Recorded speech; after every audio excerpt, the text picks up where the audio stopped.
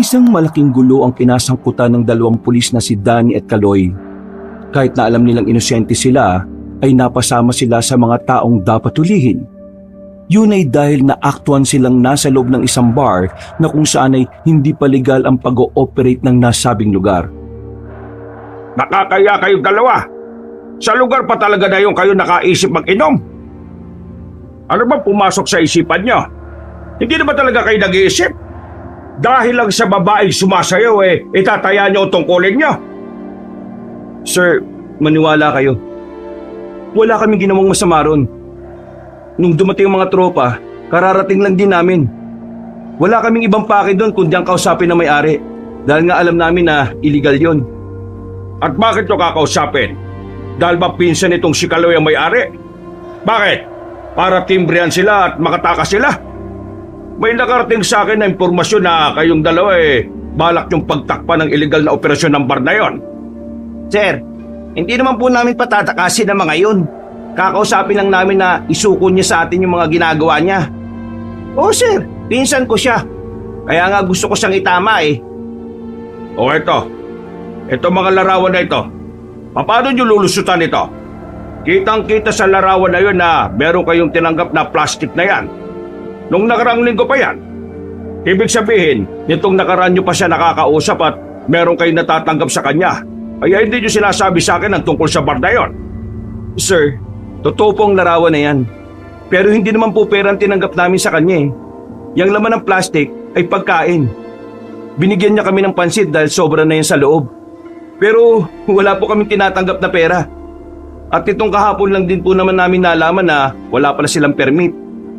Bakit hindi nyo nga kagad sinabi sa akin? Sir, ako pong nagdesisyon na wag na munang sabihin sa inyo. Dahil nga pinsan ko siya. Gusto kong kausapin siya ng maayos muna para itigil yung ginagawa niya. Hindi ko naman po inakala na meron palang isa rito na una na ring nakalam. At tingin ko, dinadawit niya lang kami rito. Ano sinasabi mo? Sinasabi mo bang meron dito sa hanay natin na sinasabotahe kayong dalawa? Hindi po malabo, Epe. Sa dami ng achievements namin dito sa istasyon, ang dami na rin naiinggit. Sir, pakinggan niyo kami. Kilala niyo kami. Kahit na kailan, hindi kami nasangkot sa kahit na anong katiwalian. Hindi namin magagawa yung binibintang niyo sa amin na pinagtatakpan namin ng pinsan ito. Maniwala kayo, sir. Hindi ko talaga alam na illegal yung bar niya Hindi rin naman kasi kami ganun kalapit sa isa't isa. Nitong nakarambuan ko lang naman din nalaman na pinsan ko siya At wala naman akong alam kung anong ginagawa niya sa bar. Nalaman ko lang talaga kahapon na illegal na nag-ooperate yung bar niya. Alam nyo? Kilala ko kayong dalawa. Alam kong hindi nyo magagawa ang mga sinasabi sa inyo. Kaya nga ako nagtataka bakit kayo naroon Kung ako lang ang tatanungin, naniniwala akong wala kayong ginagawa masama. Pero ang problema natin dito, yung nangyaring yon ay nabalita, nakaabot sa bayan, nakaabot sa matataas pa sa atin. Hindi ko na kayang pigilan ang iniisip nila. Kahit makatwiran ako, wala. Alam niyo kung anong gusto mangyari ng mas nakakataas sa atin? Para mawala ang kahihiyan sa mga kapulisan, gusto nila kayong sibakin. Hindi naman po tama yung ganyan, sir. Dapat magkaroon ng maayos na investigasyon bago nila kami tanggalin. Pinagdududaan niyo ba ang ginawa naming investigasyon? Tama na. Masakit na ulo ko Ganito na lang. Titingnan ko kung ano magagawa ko para sa inyong dalawa. Pero kung ano mang maging desisyon ng nakatataas, wala na akong magagawa doon. Suspendido na muna kayo. Pasalamat na lang kayo at hindi kayo nakulong. Kahit na papano malambing pa ang tropa sa inyong dalawa. Bago sila lumabas ng kanilang istasyon, tumingin na muna sila na masama kay Amer. Batid nilang meron na namang kinalaman ng lalaki yun sa mga nangyayari. Paglabas nila, napapamura na lamang si Kaloy. Pinapakalma na lamang muna ito ni Danny. Daddy, tingin ko talaga sinasabotahe tayo ni Amer Sinasadya niya mangyari to sa atin para masolunan niya yung papuri. Para hindi na siya masapawan. Wala tayong laban, buddy. Yung mga nakatataas, mga tiyuhin niya. Yan din nga iniisip ko Tingin ko, matagal na nila tayong gustong alisin. Ayaw kasi nila na matitinong pulis Gusto nila yung mga pulis na kaya nilang manipulahin para magamit nila sa kabulukan at katiwalian. Nakikita kasi nilang magiging hadlang tayo para sa mga illegal nilang gawain eh. Ang inaalala ko lang si Hepe. Siya na lang ang natitirang matino sa istasyon. Baka isunod na rin siya. Advance talaga eh, no? Akala ko sa Maynila lang nangyayari yung mga ganito eh. Pati rin pala dito sa probinsya. Ay nako, nakaka-stress lang. Mabuti pa, sabay na muna tayo. Pampawala ng stress, magluluto ko na makakain natin. Yun! Mabuti pa nga. Pasakay na sana ang dalawa sa kani-kanilang motorsiklo nang biglang may humarang sa kanilang isang batang babae. Sa unang tingin pa lang nila, alam na nilang palaboy ang bata. Madungis kasi ito. Magulo rin ang buhok at wala pang tsinelas. Kuyang pulis, pwede po bang makahingi ng barya? Gusto ko lang pong bumili ng pagkain. Barya? Ano mang mabibili mo sa barya? Nasaan ba nanay mo? Alas 9 na ng gabi pakalat-kalat ka pa sa kalsada. Sige na po, kahit na magkano lang po. Kailangan ko lang po talagang kumain. Nagugutom na po kasi talaga ako eh. Hoy bata, sigurado ka bang pagkain ang bibilin mo? Baka mamaya parte ka lang ng sindikato eh. Oh buddy, huwag ka magsalita ng ganyan, bata yan eh. Bakit? Totoo naman ang sinasabi ko Kadalasan ginagamit ng mga sindikato yung mga bata katulad niya. Ano po ang sindikato? Wala, huwag mo nang intindihin yun. O sige, ganito na lang. Bibigyan kita ng pagkain, babalik ako sa loob. Kukuha ko ng pagkain doon at ibibigay ko sa'yo, ayos ba? Sige po, hihintayin na lang po kita. O buddy, pasok lang ako sa loob saglit lang. Ang bira talaga Kaya ka naabuso kasi ang bait-bait mo eh. Natawa na lamang si Danny sa sinabing yun ng kanyang kabady. Agad na rin siyang pumasok sa loob. Babalikan na lang sana niya ang mga pagkain na natira ng ilan nilang katropa, pero bago siya makarating doon, hinarang siya ng isa pang pulis na kaedad lang din niya. Ang lalaking si Amer. Ang kahanay niyang kahit na kailan hindi niya magawang makasundo. Palagi na lang kasi itong naiinggit sa kanya. Paano ba yan? Mukhang masisibak na kayo sa serbisyo. Ano nang gagawin nyo nan? Tapon basura na lang? Pambihira. Mukhang saya-saya mo Kung sa bagay, mawawalan ka na ng kaagaw sa papuri. Pero, alam mo, kahit naman matanggal kami ni Paring Kaloy, hindi pa rin naman mabubura ang katotohanan na marami na kaming nagawa. Marami na kaming achievements. Marami na kaming napatunayan.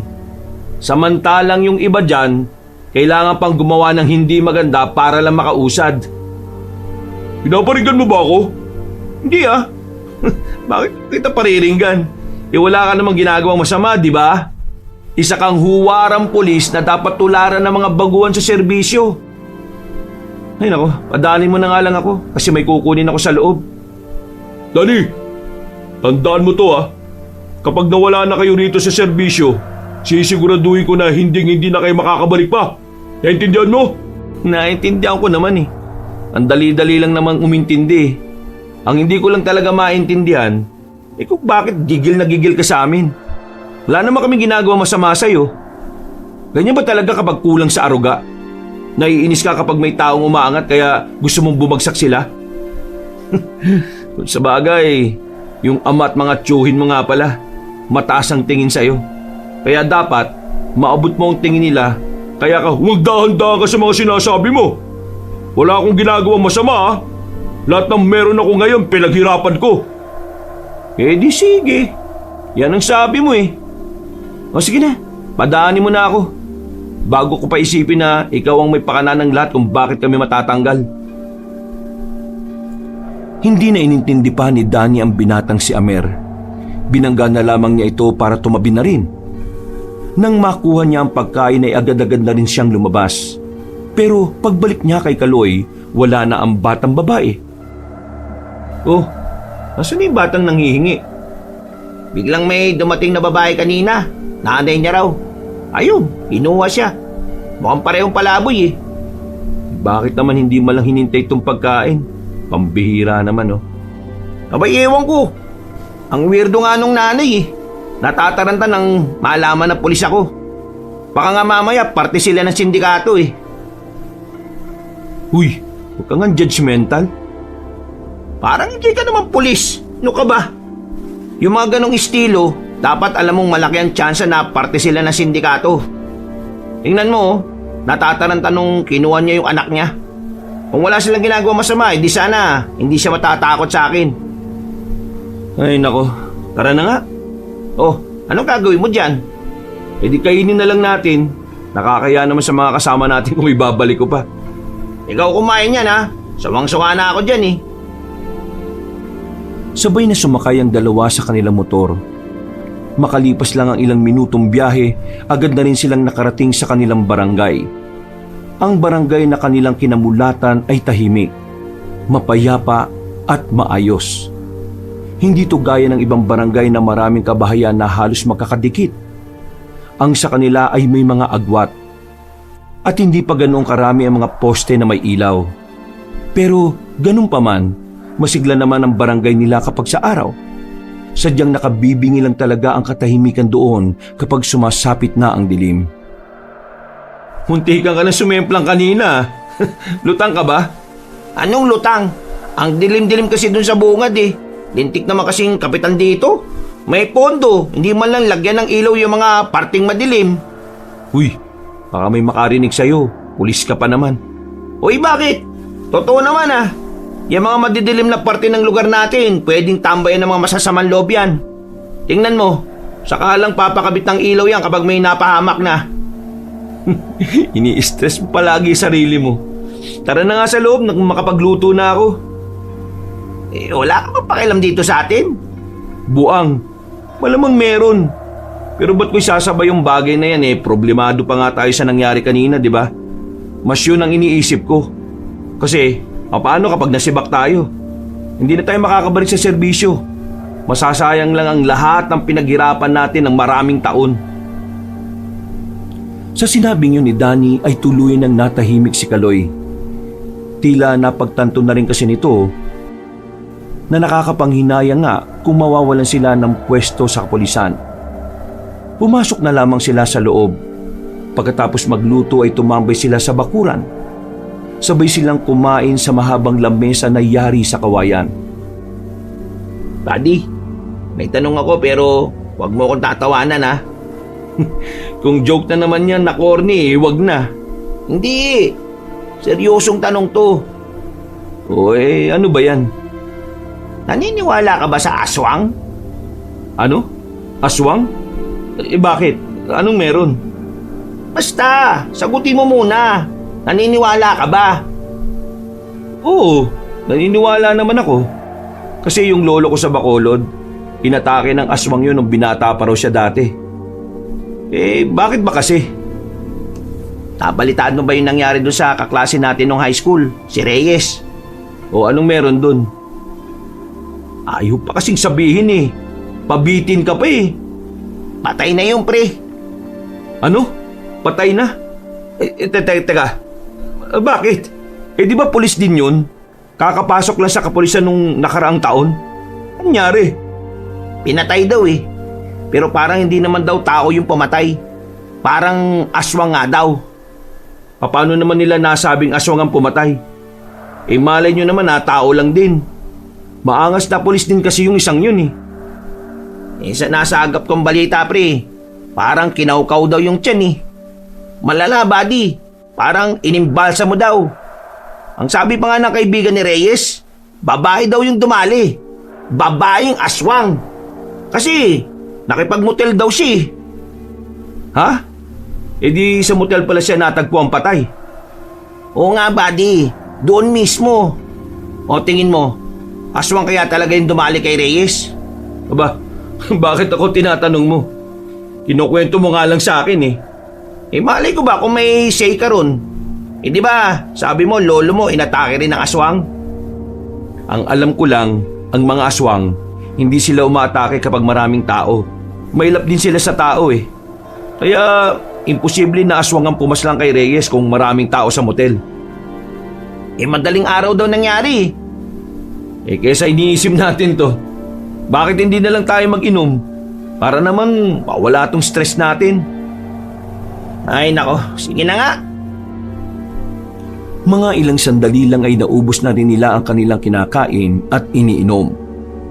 At dahil wala namang ibang kasama si Danny sa bahay, doon na rin nagpalipas ang binatang si Kaloy. Kinabukasan ay tinanghali na sila ng gising. Tunog ng tunog ang kanilang cellphone. Unang nagising si Danny. Pinapunta sila ng kanilang hepe sa istasyon kaya agad naman nilang ginising ang kabady niya. Nagmamadali silang nagbihis. Wala pang ligo-ligo. Mabilis nilang binyahe ang daan patungo sa istasyon at nang makarating sila roon, bumungad agad ang grupo ni Amer. Mga nakangiti, halatang nang aasar. Pero hindi na lamang nila yun pinansin. Pagpasok nila sa opisina, "Magandang umaga, sir." Basahin nyo ito. Inilapag ng matanda ang isang papel. Nang basahin nila ang nakalagay doon, ay agad din naman silang tumutol. Sir, wala na ba talagang magagawa para dito? Baka naman po pwede namin mapakiusapan. Wala naman po kasi talaga kami ginagawang mali. Kung ako lang naman ang tatanungin, ayaw ko rin naman kayong mawala rito. Pero ang dami kasing mga lumalabas na ebidensya na naroon kayo eh. Kalat na sa dyaryo. Tapos ito pang si Kaloy, pinsan niya pa yung may-ari ng bar na yon. Sobrang kahihiyan ang naidulot nun sa kapulisan. At yun ang kinagagalit nila. Sinabutahin lang kami, sir. Si Amer ang lahat ng may kagagawa nito.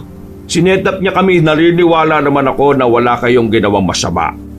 Pero wala tayong ebidensya na si Amer ang gumawa nun sa inyo. At sa kasamaang palad, mas marami siyang ebidensya laban sa inyo. Alam niyo naman ang trabaho natin mga kapulisan, hindi ba? Nagtatrabaho tayo nang nakabase sa mga ebidensya. Bumuntong hininga na lamang ang dalawang lalaki. Alam nilang wala namang mangyayari kahit na magmaktol sila sa kanilang hepe. Kaya naman, tinanggap na lamang nila ang naging desisyon ng mga nakatataas sa kanila. Pero sa kanilang isip-isip, hindi sila papayag na hindi nila mapanagot si Amer. Malakas ang kanilang pakiramdam na si Amer ang dahilan kung bakit hindi sila naiintindihan. At kung bakit iniisip ng lahat na meron silang ginawang hindi tama. Lumabas sila ng opisinang yon. Nang nasa tapat na sila ng istasyon, nilapitan na naman sila ng unipormadong si Amer. Tingin pa lang nito, nakakabwisit na. Mukhang ito na yata ang huling araw ninyo ah. Ano nang mangyayari niyan? Hindi na ba tayo magkikita? Mas maganda na yun siguro hindi na tayo magkita. Nakakasira kasi ng araw yung pagmumukha mo eh. Buddy, tama na yan. Hindi ka dapat nakikipag-usap sa taong ipinanganak na may insecurity sa katawan. Kahit ano pang sabihin nyo, wala na rin naman kayo magagawa eh. Sibak na kayo. Tanggal na kayo. Ayos lang naman sa amin eh. Ikaw, kahit anong gawin mong paninira, kahit na kailan, hindi mo kami mahihigitan. Sobrang layo na ng agwat namin oh. Hindi mo maabot kung ano man ang mga narating namin bilang pulis. Habang ikaw, nagkukumahog kang makakuha ng karangalan. Ang kaso, hindi mo kaya makuha yon nang wala kang ginagawang katarantaduhan eh. Kawawa ka naman. Ano sinabi mo? Ikaw nagsimula ha. Dumaan lang kami. Ikaw ang unang kumausap sa amin. Alam mo, mabuti pa, Amer. Pumasok ka na sa loob at mag-isip ka na kung sino-sino pa sa hanay natin ang dapat mong sibakin. Kasi, mas marami pa rin mas magagaling sa iyo sa loob kahit na wala na kami rito. Halos magkiskisa na ang mga bagang ni Amer noong mga sandaling yon. Pero hindi na lang din pinatulan ng dalawa. Sumakay na lamang sila ng motorsiklo nila at natatawa na lang. Hindi ako makapaniwala. Ganon-ganon na lang. Aalisin nila tayo. Nakakapikon tong sistema na to. Anong gagawin natin? Ayaw nila na matitinong pulis na kagaya natin. Mas gusto nila yung mga pulis na siraulo eh. Mga buwisit sila. Makatagpo sana sila ng aswang at sana lapain sila ng malala. Uy, huwag ka magsalita ng ganyan. Baka mamaya mangyari yan. Ano naman kung mangyari? Mas maganda nga mangyari para talagang maramdaman nila ang karma. Nakakabwisit sila. Sandali silang napatigil sa pag-uusap nang matanaw nila ang isang batang babae sa labas ng bakuran ni Danny. Agad nila itong nilapitan nang makilala nila ang bata. Ito ang batang humihingi sa kanila ng pagkain nung gabi. Wala na naman itong kasama. O bata, ikaw yung kagabi, di ba? Opo, ako po yun. Anding po ang pangalan ko. Bumalik itong kabady ko kagabi, kaso wala ka na. May dala pang pansit sana. Kinuha na po kasi ko ng mama ko eh. Uuwi na raw po kasi kami. Bakit ka ngayon nandito? Mangingi ka na naman siguro, ano? Hindi po, busog naman po kasi ko ngayon eh. Nakakain na po ako ng manok. Wow, manok! Fried chicken ba yan? Hindi po, manok po na hilaw. Nawala ang ngiti sa mukha ng dalawang lalaki na sandali pang nagkatinginan. Biro lang, joke lang po yun. Ang birang bata to. Ang bata-bata pa, marunong ng manloko eh.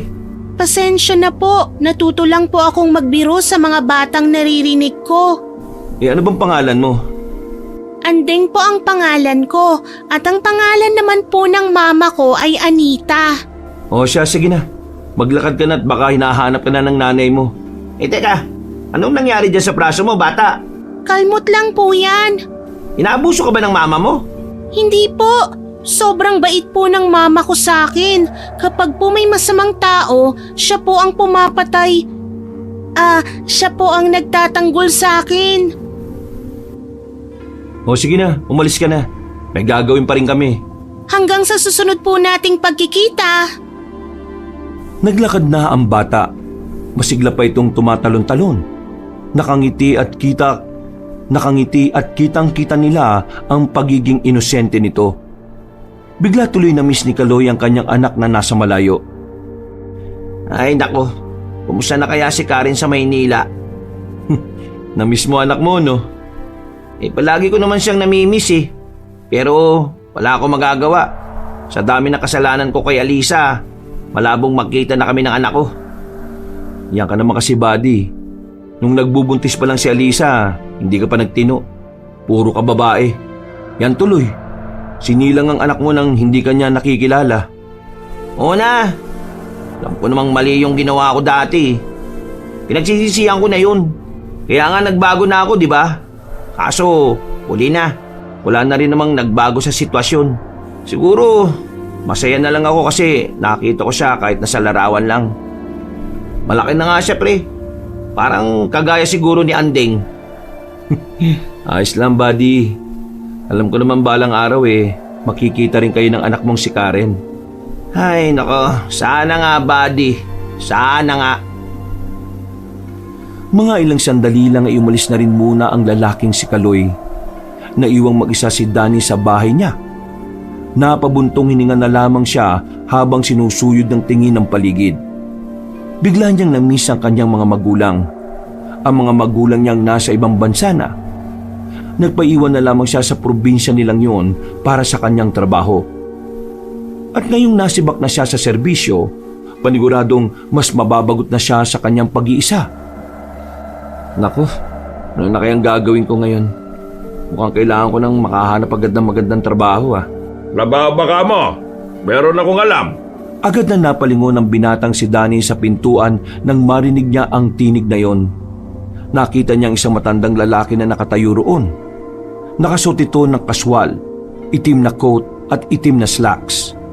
Meron din itong sombrerong bilog at ang ngiti nito ay parabang inuudyokan siyang kausapin na matandang ito. Mawalang galang na pero sino po kayo? Bakit kayo nasa bakuran ko? Makakapagpakilala ako na maayos kung papapasukin mo ako. Hindi. Hindi po ako nagpapapasok ng hindi ko kilala Kung ganon, pwede bang dito na lang kita kausapin sa labas? Tumayo ang lalaki. Nilapitan niya ang matandang lalaki at naupo silang pareho sa harapan ng lamesa. Ang pangalan ko ay Efren. Isa akong negosyante. Alam kong hindi mo ko kilala pero ikaw, kilala kita. Paano niyo ako nakilala? Nakita na po ba tayo dati? Ito ang unang pagkikita natin. Pero palagi kong naririnig ang pangalan mo at ng pangalan ng kaibigan mo sa bayan. Yun ay dahil mahusay kayong pulis. Kaya naman, naisip kong lumapit sa iyo para bigyan kayo ng trabaho. Wala na kami sa serbisyo eh. Kaya wala na kami magagawa dyan sa trabahong sinasabi mo. Sa ibang pulis mo na lang po yan ialok. Kaya nga kayo ang naisipan kong lapitan eh. Kasi alam kong sinibak na kayo. Ha? Paano nyo naman nalaman? Sino ba talaga? Bago natin pag-usapan kung paano ko nalaman, hindi mo ba itatanong kung ano ang trabaho na gusto kong ialok? Hindi nakapagsalita si Danny. Medyo naiintriga siya sa sinabi na matandang kausap. Pero kahit na hindi naman siya interesado, gusto niya pa rin malaman kung ano yon. Ano ba yung trabaho na yan? Kailangan nyo lang hanapin yung aswang na gumagala sa probinsyang ito. At kapag nahanap nyo, dadali nyo sila sa akin. Buhay man o patay. Napaayos ng upo si Danny nang marinig ang bagay na yon. Medyo nagulat siya. Hindi niya kasi inaasahan ang sinabi ni Mang Efren. Sa lahat na kasi ng trabahong alam niya, ang paghuli at pagpaslang ng mga aswang ang medyo nawiwirduhan siya. Nawiwinda ka ba sa sinasabi ko? Hindi ba ka panipaniwala? Hindi ka siguro naniniwalang may aswang kaya ka nabibigla. Hindi ako nabibigla dahil may mga aswang na involved. Nabigla ko kasi hindi ko maisip kung anong meron sa aswang at bakit kailangan mong ipahuli. Sabihin na lang nating pineste ng mga aswang ang negosyo ko, ang farm ko. At dahil doon, hahanap kayo ng ibang tao na papatay sa kanila? Wala ba kayong tauhan?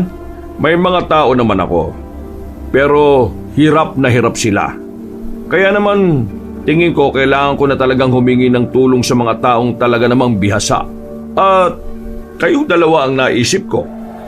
Hindi ko alam kung tatanggapin ko yung offer nyo pero wala akong ideya sa ganyan eh. At kahit naniniwala ako sa aswang, hindi ko rin naman alam kung anong kakayahan ng mga yan.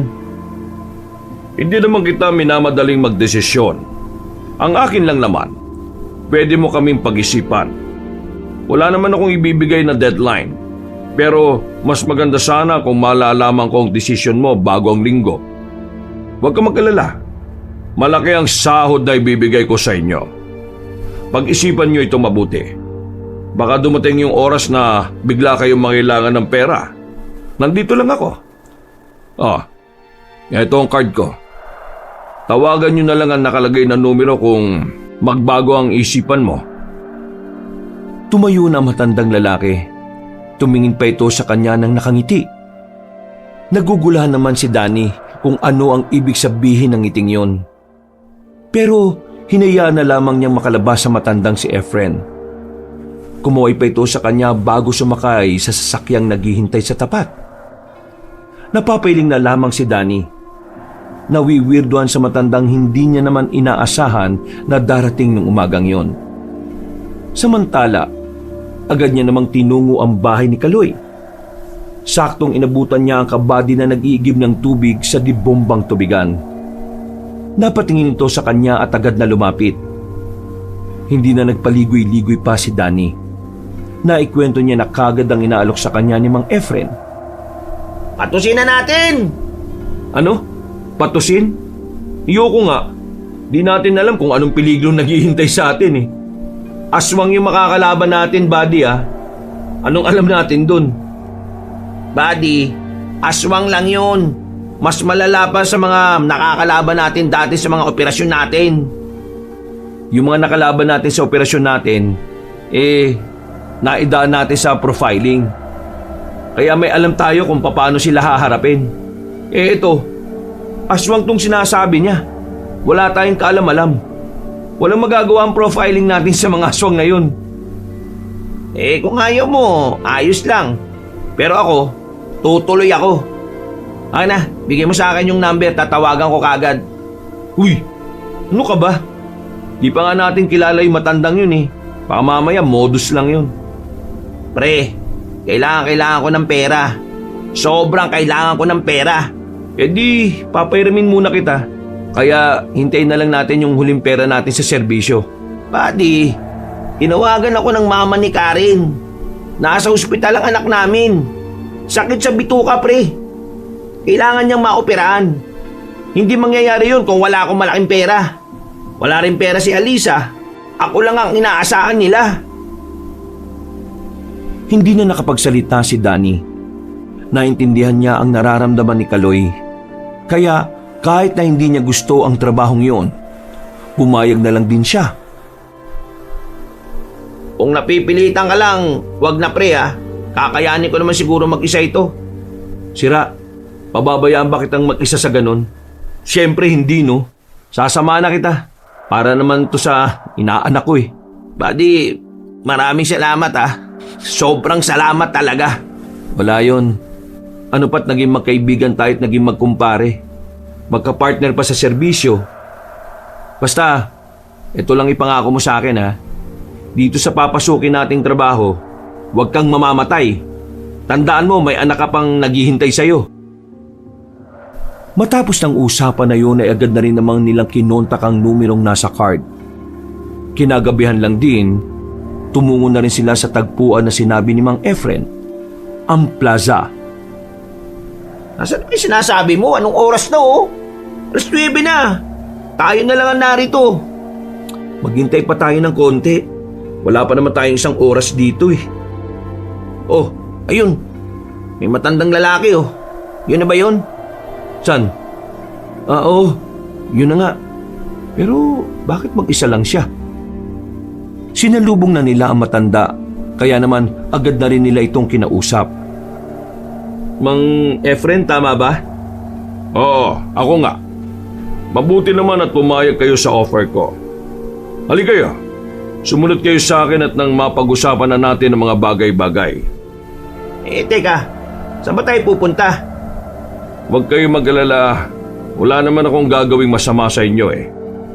Doon tayo sa sasakyan. Nagkatingin ng sandali ang magkaibigan. Maya-maya lang, nakarating na rin sila sa isang van na kulay itim. Pagpasok nila sa loob, dito na sinimula ng matanda ang mga nais nitong ipaliwanag. Binigyan na rin sila ng paunang bayad. Agad din namang tinanggap ng dalawa yon nang magkaroon na sila ng kasunduan. Habang umaandar ang sasakyan, Dadalhin ko na muna kayo sa lugar ko. Naroon ang mga gamit na ipapahiram ko sa inyo bilang parte ng trabaho ninyo. At hindi lang naman kayong dalawa ang lalakad para doon. Yung iba ko ring tao ay sasama sa inyo. Kayo lang ang kikilos bilang mga pinuno. sigurado ba kayong walang magiging bulilyaso rito? Aswang lang talaga ang kakalabanin namin? Oo, aswang ang kakalabanin nyo rito. Pero huwag kayong magiging kampante ha. Kasi ang mga aswang na kakalabanin ninyo, hindi basta-basta. Bakit? Gaano ba kabangis sa mga yan? May 2 aswa kaming nakaharap nitong nakaraang buwan lang. Isang malaki at isang maliit na parang tingin ko, bata. Hindi namin sila nahuli dahil magagaling at mabibilis. May isa pa nga akong tao na naging kritikal ang lagay sa ospital. Buti na lang nabuhay pa ang loko. Basta, kahit na anong mangyari, patay man o buhay, kunin nyo sila. Kailangan nyo silang ibigay sa akin. Tumango na lamang ang dalawa. Mga ilang sandali lang, nakarating na rin sila sa malaking bahay ni Mang Efren. Naroon ang ibang nitong tauhan, na parabang mga tropa-tropa lang din ang turing niya sa mga yon. Sila ang mga makakasama ninyo. May mga kaalaman naman ng mga yan. Pero alam ko na marami din silang matututunan sa inyo. Tara, pumasok na muna kayo sa loob. Naganda ako ng pagkain para sa inyong dalawa. Namamangha ang dalawa nang makita na nila ang disenyo ng bahay sa loob. Mukhang pangmayaman talaga. Mahalata agad na mamahalin ng mga palamuti na naroon. Agaw pansin din sa kanila ang isang katana na nakadikit sa pader. Ang katana na yan ay binili ko pa sa Japan. 1 linggo matapos mawala ang anak ko. Gusto ko sanang gamitin sa mga aswang yan, kaso hindi ko naman kinaya. Kita niyo naman na Matanda na ako. Sandali. Itong anak niyo ba yung nawala dahil sa aswang? Uy, buddy, magdanda ka sa mga tinatanong mo. Ayos lang naman. Pero, oo, ang mga aswang ang dahilan kung bakit magang nawala ang anak ko. Kaya naman, nais ko silang pagbayarin. Gusto ko silang patayin. Bukod sa hustisya na gusto ko, ayaw ko na rin na may iba pa silang mga tao na mabibiktima. Di ba sinabi niyo sa amin ang dahilan kung bakit gusto niyong tugisin ng mga aswang na yon? Dahil sa nakakaabala sila sa negosyo mo? Oo nga pala. Bakit ka nagsinungaling sa amin? Pasensya na kung hindi ko kagad sinabi sa inyo.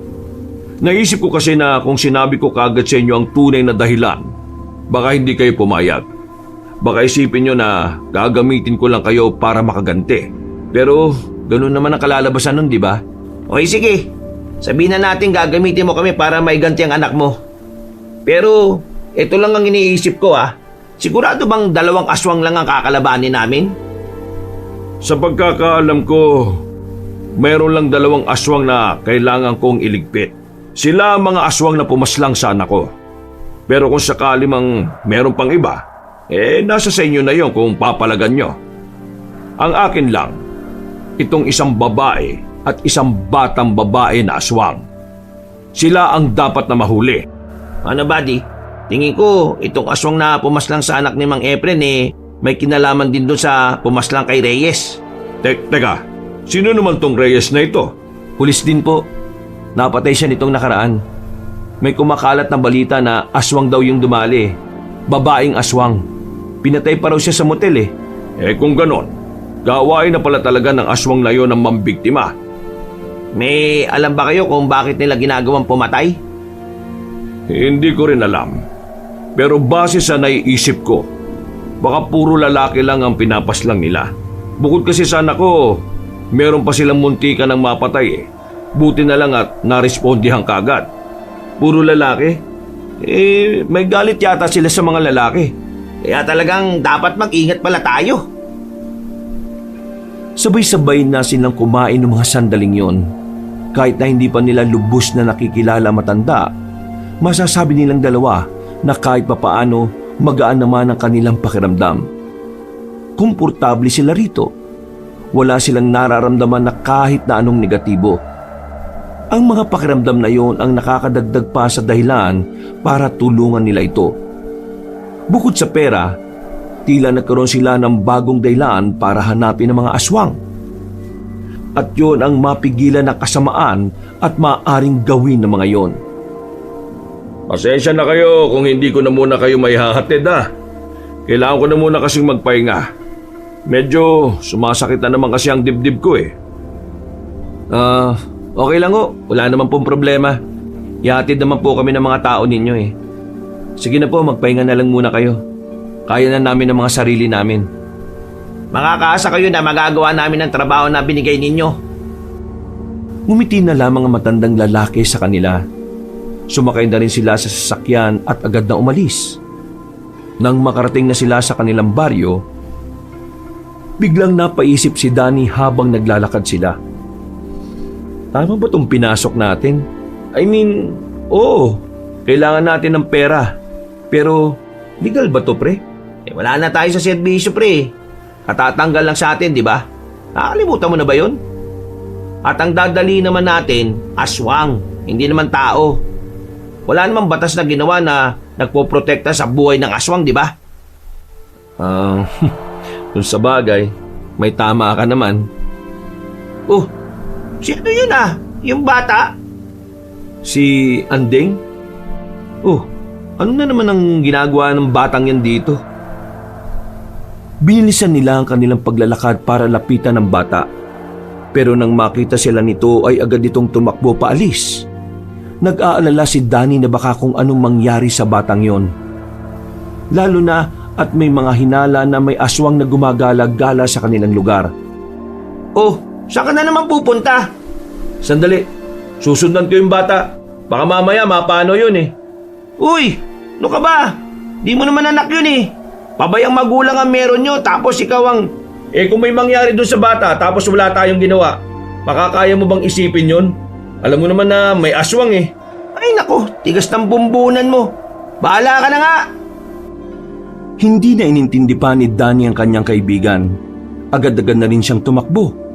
Nakita niya ang batang babae na sige pa rin sa pagtakbo at lumiko pa yon sa kabilang sityo. Hoy, Anding! Kakainis na bata to. Oh. Nang makarating na siya sa kanto, nakita niyang nakatayo roon ang batang babae. Kita niya ang nakangiti nitong mukha dahil sa liwanag na nagmumula sa poste ng ilaw. Anding! Gabing-gabi na.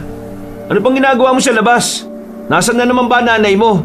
Nandyan lang po si Mama, naghahanap ng makakain namin. Saan ba kasi kayo nakatira?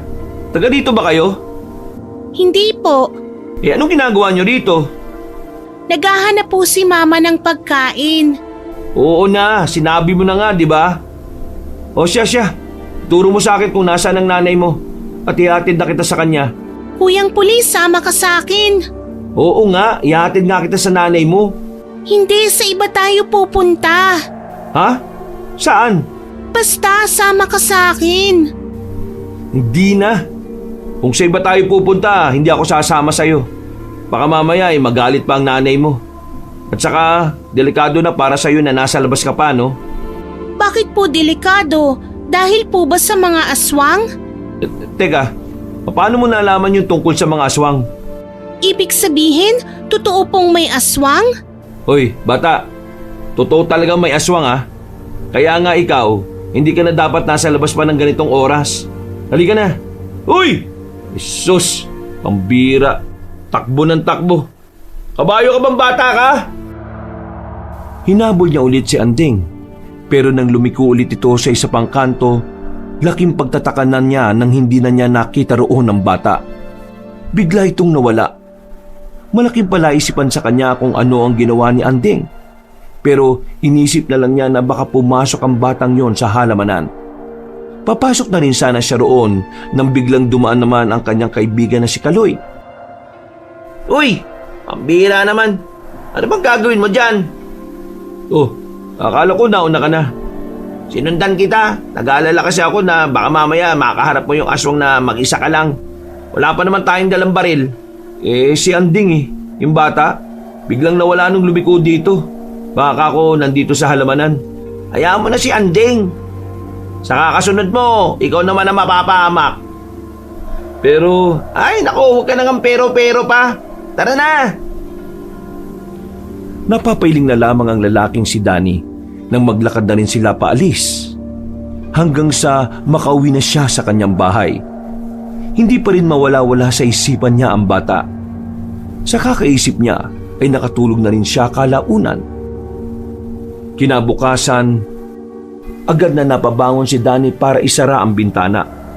Pumapasok na kasi ang sinag ng araw sa labas. Pagsilip niya, masigla na naman ang mga tao sa lugar nila. May okasyon kasi sa kabilang bakuran. Makapagkapinangalang muna. Nagulat ang lalaki na makita niya si Kaloy na nasa pintuan. Napahawak pa siya sa dibdib niya dahil doon. Sus! Ang OA pa naman! Para kang hindi naging pulis ah! buwang ka pala Agigising ko lang Teka, bakit ka ba nandito? Magkasama naman tayo kagabi, na-miss mo na kaagad ako. Angix! May nasagap akong balita! Umupo si Kaloy sa harapan ng lamesa at sandaling lumagok ng tubig. Sumilip na muna ito sa labas bago nagsalita. May biktima na naman yung aswang Pulis na naman. Ha? Seryoso ka ba? Oo, sa mismong school natin ng elementary. Yung abandonado na, doon natagpuan yung bangkay ng police body. Wala na ring laman loob. Tapos, hindi na rin makilala mo ka. Hindi pa malalaman kung sino yun kung di mababasa yung pangalan Saan hanay ba yung biktima? Sa istasyon natin, pre. Ano? Sa istasyon natin? Seryoso? Oo, pre. Bata-bata ni Amer. Gagi. Sino ron? Si Torres. Bakit naman kaya dinali ng aswang yun? Tingin ko kasi, nakadaupang palad niya talaga itong babaeng aswang Parang yung modus ng aswang aakitin niya yung biktima. Kapag sumama sa kanya papatayin. Nako, malabo naman tayong maakit ng aswang na yun. Malamang sa malamang pangit yun. Ano palang plano mo? Wala pa naman text sa atin si Mang Efren Ay, siya nga pala. Pinapapunta tayo sa istasyon. Pinapakuha yung sahod natin at kasama na yung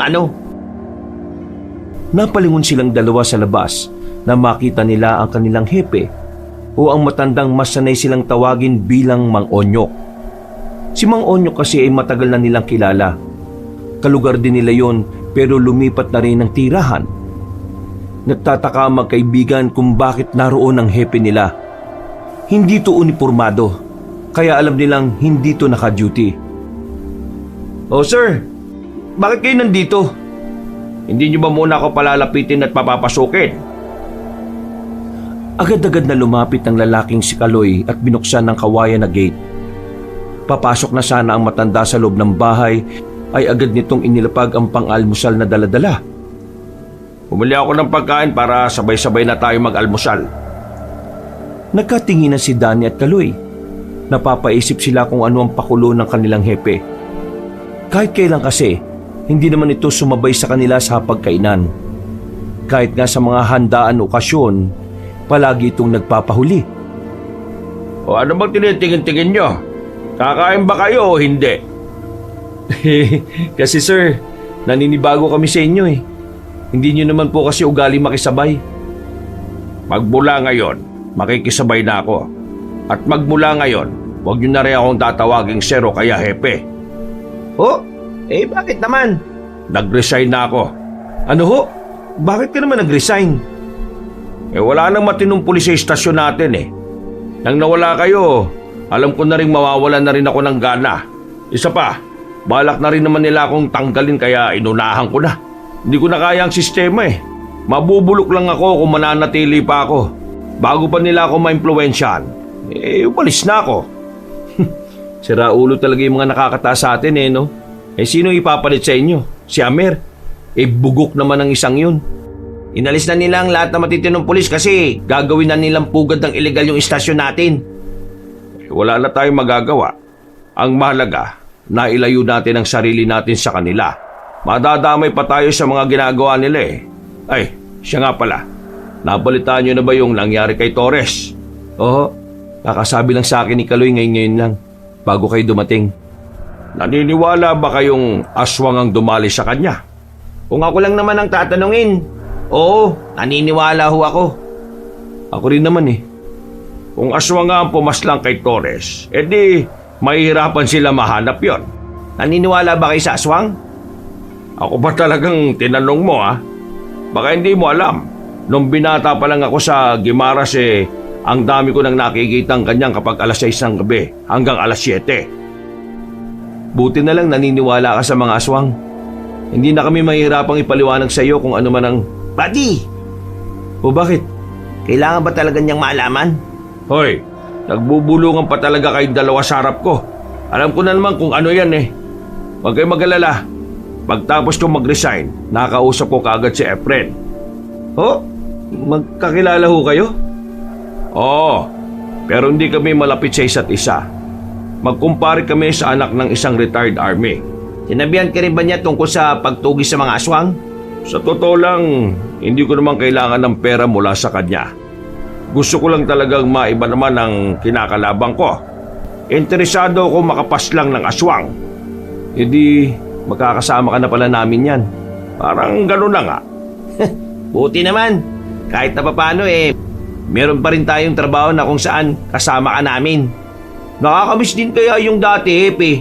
Yung tayo-tayo lang, nung matitino pa ang mga tropa. Mula nang dumating si Amer sa atin nagkanda leche-leche na. Yan yun na. Magkakaroon din ng hustisya itong mga ginawa nilang kalokohan. Saka natin sila aasikasuhin kapag natapos na itong pinagagawa ni Efren. Naging mapayapa at maayos naman ang umagang yun para sa kanila.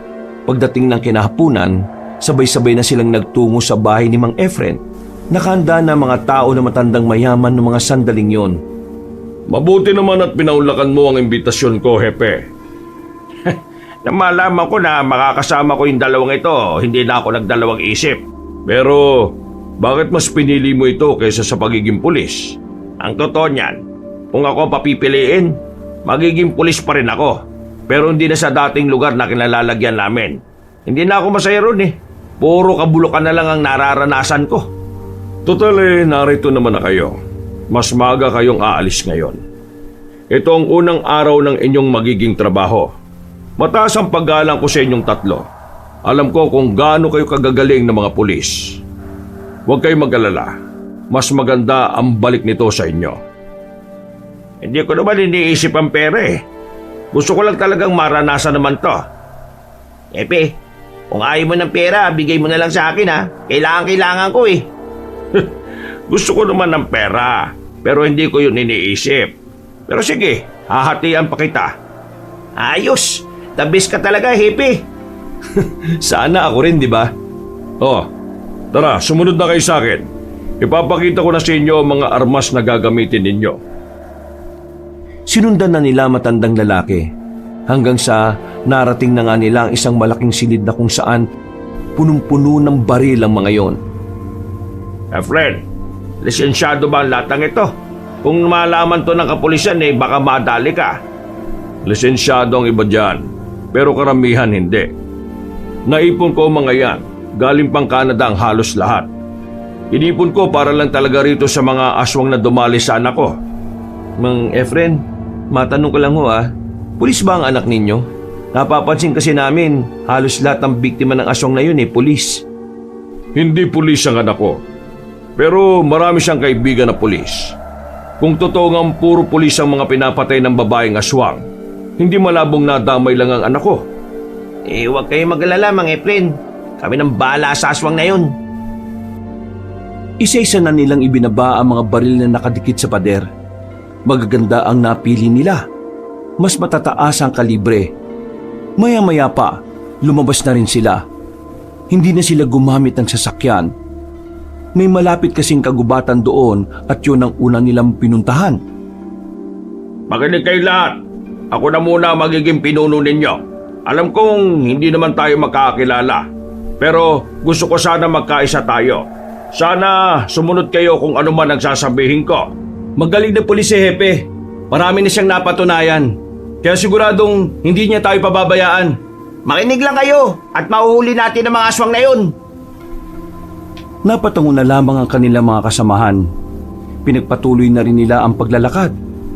Habang tinatahak nila ang kagubatan, hindi maiwasan ng mga kasamahan nila na magkwentuhan. Mga boses na lamang nila ang maririnig noon mga sandaling yon. Malaki-laki ang kagubatan na ito. Aabutin yata tayo rito ng madaling araw Ayos lang, marami-rami naman tayong pagkain na nadala Bakit pala dito tayo sa gubat nagsimula? Yung mga aswang na hinahanap natin sa mga baryo-baryo ng bibiktima. Ayon sa pagkakaunawa ko, ang mga aswang sa kagubatan nagpapahinga. Pero sa gabi sila pumupunta sa mga baryo. Mga dakong alas 10 hanggang alas 12. Ang mahalaga naman kasi ngayon, may posibilidad tayo makakita ng mga bakas na mga aswang. Kung sa bagay, pwede rin naman.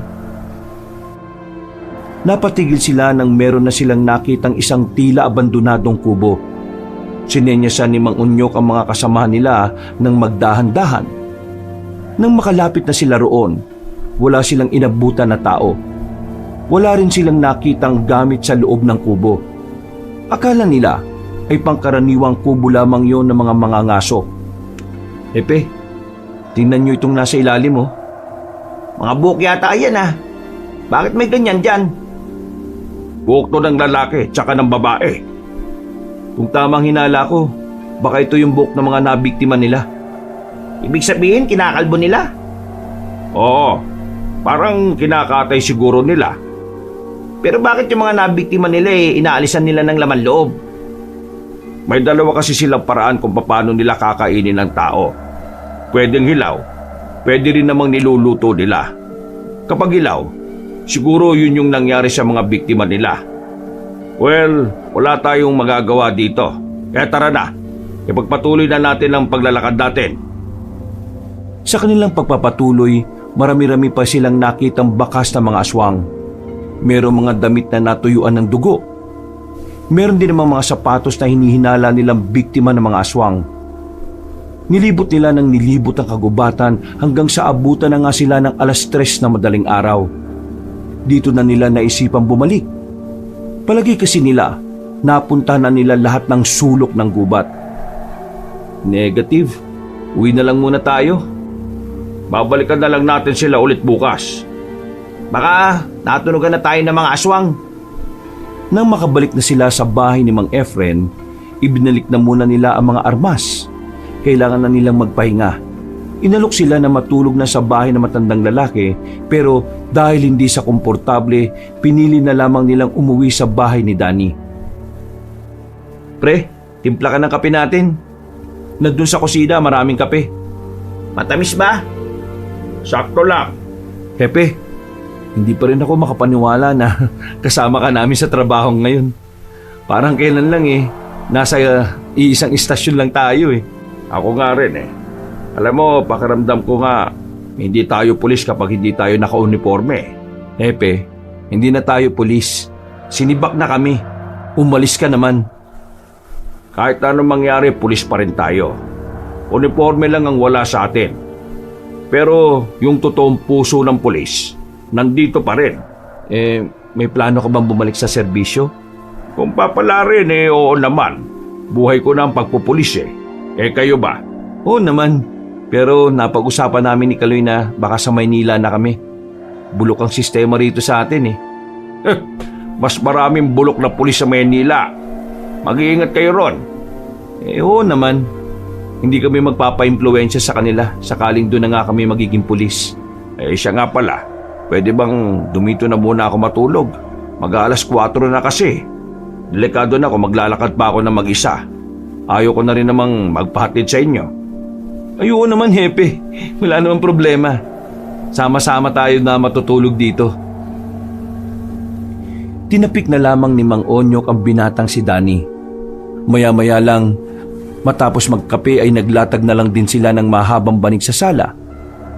Kinabukasan ng umaga, isa na namang masamang balita ang nakarating sa kanila. Ayon sa mga naririnig nilang usap-usapan sa baryo, isa na namang pulis ang natagpo ang wala ng buhay. Malapit lang yun sa kanila kaya agad nila yung pinuntahan. Naabutan nilang nagkukumpulan ng mga tao. Hinawi nila ang mga yon para makasingit. Paalang ya. Kaibigan ni Amer to ah. Parang kahapon lang nakita ko pa to sa terminal eh. Nakadaupang palad niya yata yung babaeng aswang. Manyakis kasi ang isang yan eh. Nakandusay ang isang lalaking pulis na nakatrip lang ng dahon ng saging. Sa mga naririnig nila, wakwak na rin daw ang tiyan nito. Noong mga sandaling yun, bigla na rin dumating ang grupo nila Amer. Pero nang makita sila nito, nilapitan sila nito at parang hinuhusgahan sila. Oo, ano meron? Makatingin ka parang may ginawa kami kasalanan sa iyo ah. Una si Torres. Ngayon si Masangkay. Umamin nga kayo sa akin. Kayo ba gumagawa nito? Hoy, pulis ka ba talaga? Anong klaseng pagtatanong yan? Nang bibintang ka ng tao na wala kang sapat na ebidensya? Baka nakakalimutan mo, ang mga pulis bumabase sa mga ebidensyang nakalatag sa kanya. Amer, kung pamilyar ka sa aswang, maaring aswang ang... Seryoso ka ba? Dati kang ngepin, naniniwala ka na aswang ang gagawa nito? Sino ba sa tingin mo ang gagawa niyan? Aalisin ang laman loob tapos iiwan lang sa kalsada. Kung ako killer, hindi ko yan iiwan dyan. Baka sunugin ko pa yan para wala na makitang ebidensya. Sa madaling sabi, hindi tao ang gumawa niyan. Kung hindi ka naniniwala, ikaw na ang bahala doon. Kapag nalaman ko na meron kayong kinalaman sa mga nangyayari na to, ako mismo magpaparusa sa inyo. Uy, nakakatakot ka naman Amer. Ganyan ba talaga kapag maraming kapit na matataas? Malakas ang loob na magbanta? Buddy, tama na. Huwag mo nang patulan. Dumistansya na lamang silang tatlo. Hindi pa rin naaalis ang masamang tingin sa kanila ni Amer. Habang naglalakad na sila pauwi, hindi maiwasan ng lalaking si Kaloy na hindi mainis kay Amer. Kung pwede niya nga lang sapakin ng lalaki, ginawa na niya. Pero nakapagpigil siya. Batid ni Kaloy na mas lalong magiging mahirap ang buhay nila kapag sinaktan niya si Amer. Hirap din talaga intindihin yung utak ni Amer, ano? Paano kaya naging pulis ang isang yun? Ano pa bang aasahan mo dun? Puro matataas ang ranggo ng mga kamag-anak niya. Malamang, madali na lang para sa kanya na makapasok kahit mahina utak niya. Kayong dalawa talaga. Huwag nyo nang pag-usapan ng isang yun para hindi masira araw natin. Makalipas ang ilang oras, tumungo na rin sila sa bahay ni Mang Efren. Sa puntong ito, hindi na sa kagubatan ng ruta nila. Iisa-isay nila ang pag-uusisa sa mga baryo. Dakong 4:00 ng hapon, bumalik na sila sa kanilang baryo. Ang baryo nila ang uunahin nilang inspeksyonin. Hinala nila, maaring sa baryo din nila nagtatago ang nasabing aswang. 3 lamang silang rumoronda nung oras na yon. Ang mga kasama kasi nila ay sa ibang baryo pinapunta. Sa kanilang paglalakad, nakakasalubong nila ang batang si Andeng. At sa pagkakataong ito, kasama na nito ang ina. Masayang tumingin sa kanila si Andeng, habang ang babae naman ay seryoso lang ang muka. Para bang wala itong emosyon. "Oh, Andeng, nandito ka na naman. Sabihin mo nga, saan ba kayo nakatira dito?" Hindi nga po kami taga rito. Siya nga po pala, kasama ko nga po pala si Mama. Kaloy, yan ba talaga yung mama niya? Oo, yan yun. Yan yung sumundo sa kanya nung nasa tapat tayo ng istasyon natin. Magandang hapon po, miss. Nakilala po namin si Andeng nung humingi siya ng pagkain sa amin. Concern lang po ako sa anak ninyo. Minsan kasi, mag-isa lang siya. Saan ba talaga kayo nakatira para alam ko minsan kung saan ko siya ihahatid? Nakatingin lang sa kanila ang babae. Hindi ito nagsasalita. Walang kahit na anong reaksyon. Sa mga sandaling ito, naisip na ni Danny na parang merong problema sa pag-iisip ang babae. Andeng, ayos lang ba talaga nanay mo? Kapag ganyan po siya, ibig pong sabihin niya na nagugutom po siya. Nagugutom? Dumukot ng pera si Danny para ibigay sa magina. Pero sa kasamaang palad, hindi yun tinanggap ng bata. "Oh, ayaw mo ba? Pambilin nyo ng pagkain." Ibang pagkain po kasi ang gusto ni Mama eh. Di ba Mama? Umalis na tayo. Pero Mama, hindi ka ba makikipagkilala sa kanila? Pwede natin silang gawing... Sinabi ko nang umalis na tayo. Tumaas ang boses ng babaeng si Anita. Hinila nito ang bata at agad na ring naglakad papalayo. Napapakamot na lamang sa ulo si Danny. Nakakapagsalita naman pali. Nainsulto yata sa iyo, buddy. Sundan natin ang dalawang yon. Ha? Bakit to? Sumunod na lang kayo sa akin. Nauna nang naglakad ang matandang lalaki. Agad naman nila itong sinundan. Palihim silang bumuntot sa mag-inang Andeng at Anita. Hanggang sa nakita na nga nila yung lumiko sa isang kanto. Pero nang marating din nila yon, nagtaka na lamang sila nang hindi nila yun nakita. Bigla na lamang itong naglaho. Oh, nasaan na yung mag-inang yun? Bakit ba kasi natin sila sinusundan eh? Kaya dahil lala yung babae. Sandali nga. Sinasabi niyo bang yung babaeng yun ang aswang? Teka. Paano naman mangyayari yun eh? Palaboy lang naman silang dalawa. Hindi sila taga rito. Yung kilos pa ng babae hindi pangkaraniwan. At wala silang uka sa ibabaw ng labi nila. Anong uka? Yung uka, itong nasa ibabaw ng labi natin na parang lubak sa pagitan ng upper lip at saka yung ilong natin. Kapag ito ay patag lang, ibig sabihin, aswang. Oo nga, napansin ko din yun sa bata. Ibig sabihin, aswang silang dalawa? Sila yung... Kung aswang silang dalawa, malaki ang tsansa na sila yung aswang na nambibiktima. Kailangan natin silang imbestigahan. Napalunok na lamang ng laway si Danny. Bigla siyang kinabahan. Hindi niya inakala na maging ang batang si Andeng ay maaari nilang pagdudahan. Pero sa isip-isip niya, hindi rin naman malabo. Wala silang kahit na anong alam na pagkakakilanlan ng dalawa. Bukod pa ron, hindi rin nila maipaliwanag ang bigla-bigla na lang na pagkawala ng mga yon. Sinubukan nilang hanapin ang dalawa pero inabot na sila ng gabi ay wala naman silang napala. Oh, natunugan na yata tayo. Tingin ko, iniiwasan din talaga nila tayo dahil nga nakakausap natin si Anding. Sabay-sabay silang napalingon sa grupo ng mga pulis na tumigil sa gilid ng kalsada. Nang lumabas sa mga nasa loob, nakita nila si Amer kasama ang iba pang mga pulis. Napatingin din ito sa kanila na masama. Nilapitan naman ito ni Mang Onyok para kausapin. May problema ba? Kung meron man, ano nang pakialam mo? Hoy Amer, matuto ka nga gumalang. Happy natin yan. Noon yun, pero hindi na ngayon. Kahit ba, di ka ba naturuan ng mga magulang mo na gumalang sa mga nakakatanda? Ano sabi mo? Tama na. Hindi ito ang tamang pagkakataon para mag-away. Ano ba talagang ginagawa nyo rito? Sir, wala raw silang nakita ng aswang sa kabila. Tanga ka talaga. Sinabi ko nang huwag kayong maingay eh. Binatukan ni Amer ang baguhang pulis. Agad din naman yung umalis. Akala ko ba hindi ka naniniwala sa aswang? Anyari? Oo nga. Aswang ang hinahanap ninyo. Bakit hindi na lang tayo magtulungan?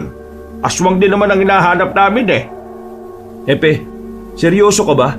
Makikipagtulungan ka sa tukmol na to? Wala tayong ideya kung dalawa lang ba talaga sila o marami. Paano kung higit sila sa dalawa at 3 lang tayo?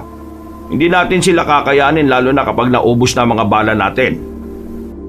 Kung makapagsalita parang alam nyo agad na papayag ako ah. Papayag ba ako na makasama kayo sa trabaho? Papayag ka. Alam mo kung bakit? Ano pinagsasabi mo?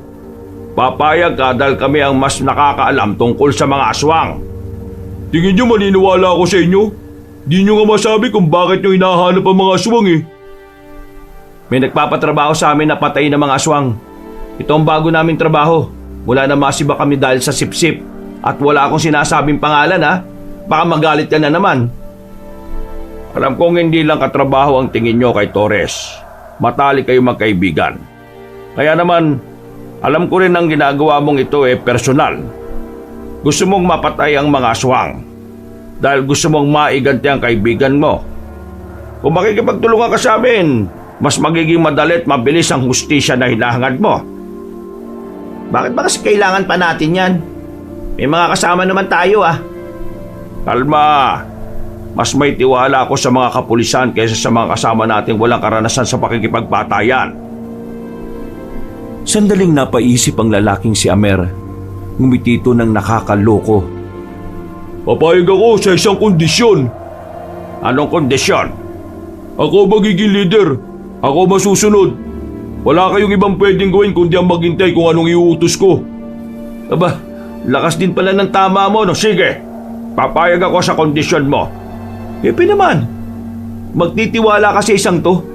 Alam mo naman kung gaano karaming katarantaduhan ang ginagawa nito. Hoy, magdaan-daan ka sa pananalita mo ha. Sa akin kayo magtiwala.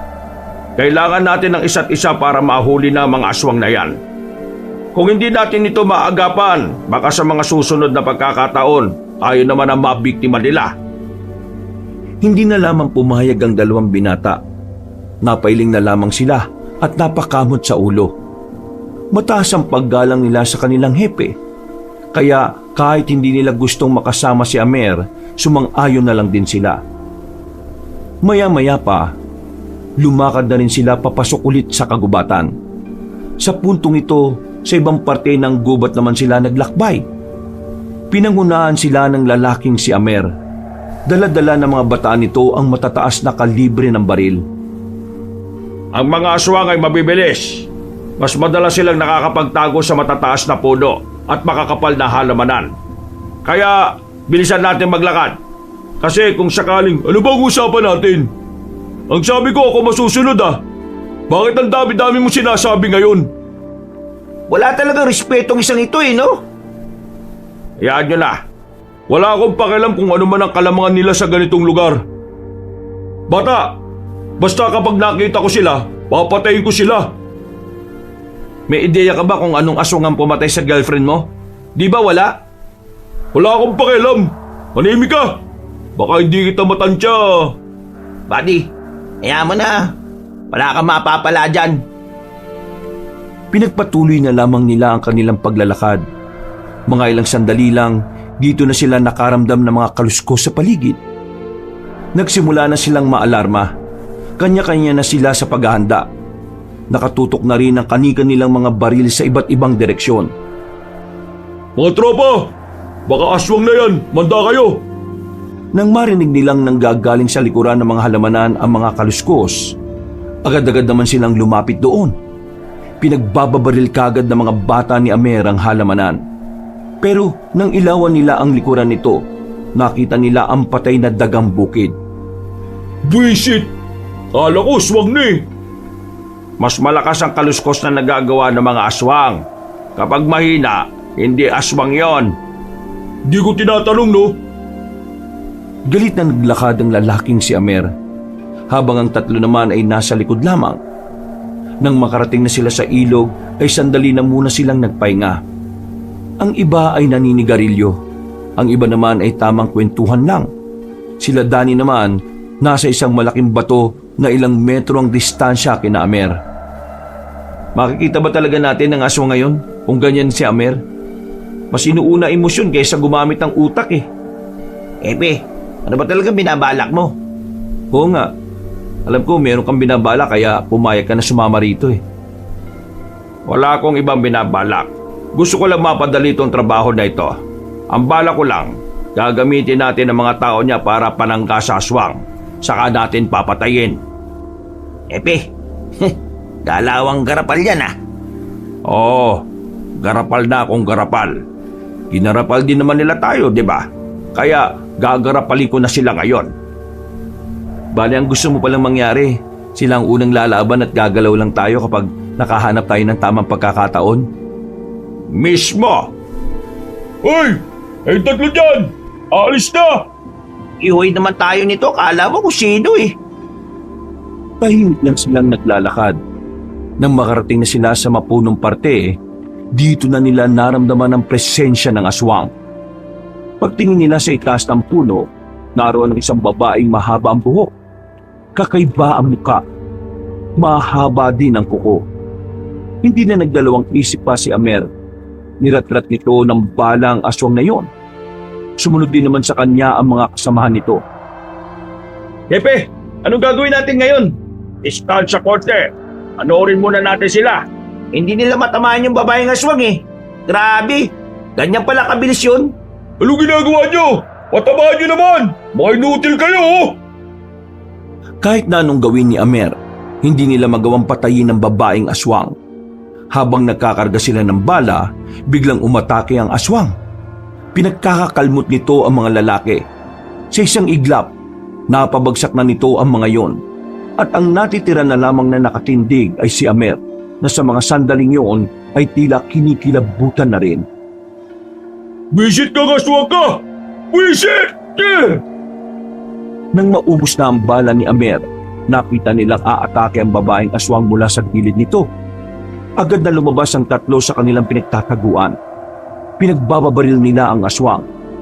At sa pagkakataong ito, tinamaan nila yon. Isa sa hita, dalawa sa balikat. Pero kahit na ganon, agad na rin nakagapang ang aswang paakyat sa puno. Sinubukan nila itong hulihin, pero hindi na nila yon inabutan. Masyado siya mabilis. Nasabi ko na nga ba eh, magiging kalamangan niya ang mga puno rito. Yan, di kasi nakikinig tong si Amer eh. Kung pinakinggan mo lang sana si Hepe, di sana hindi sugatan niya mga kasamahan mo. Hindi na natin dapat pang pagtalunan to. Nangyari na eh. Bumalik na lang tayo. Ano? Iwan niyo ako dito? Kasama itong mga tao na sugatan? Hindi mo ba sila kayang buhatin? Iba'y siraulo ka pala eh. Kita mong anim yan, ako lang mag-isa. Sige, tutulungan ka namin sa isang kondisyon. Ha? Ayaw mo yata eh. Eh ano ba kasi yun? Tutulungan ka namin kung makikinig ka na sa amin sa susunod. Ha? Bingi ka ba? Oo na. Tulungan niyo lang ako dito.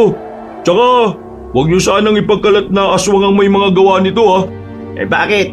Takot ka bang malaman ng mga tiyuhin mo na gumawa ka na naman ng sarili mong desisyon? Manahimik ka nga! Takot ka pala eh. Sige na, bilisan na natin. Yung iba naman dyan kaya pang tumayo. Alalayan lang natin.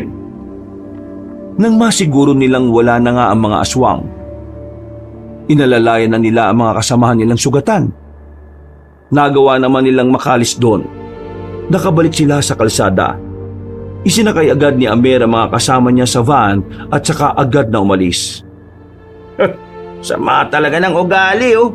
Di man lang nagpasalamat ang loko. Saan niya kaya dadalhin yun? Hindi pwedeng sa ospital. Malalaman ng mga tiyuhin niya. May kakilalang doktor yan si Amer. Baka dun.